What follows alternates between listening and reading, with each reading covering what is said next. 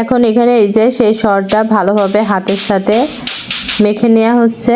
আর মাখামাখি কাজটা শাশুড়ি আম্মারা ভালোই পারে, এই জন্য তারা এই কাজটা করছে। আর আমি শুধুমাত্র পরীক্ষা করে দেখছি যে সরটা যদি উপরে ভেসে যায় তাহলে ঘি বানানোর জন্য রেডি।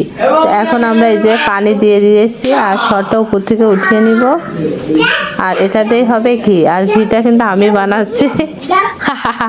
এখন আমরা উপরের থেকে যে ফাটানো সরটা তুলে নিব। আর অবশিষ্ট যে পানিটা, এটা কিন্তু ঘোল খাওয়া যায়, অনেকেই লবণ দিয়ে খেতে পারেন, বিট লবণ দিয়ে।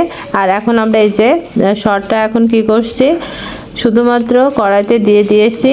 আর এখন কাজ হচ্ছে জাল দেওয়া। তো জাল দেওয়ার পরেই কিন্তু আমাদের ঘিটা রেডি হয়ে যাবে। খুবই সিম্পলভাবে ঘি তৈরি করতে হয়, এত টেনশনের কোনো ব্যাপারই না। যার ইচ্ছা সেভাবে বাড়িতে ঘি সংগ্রহ করে রাখতে পারেন।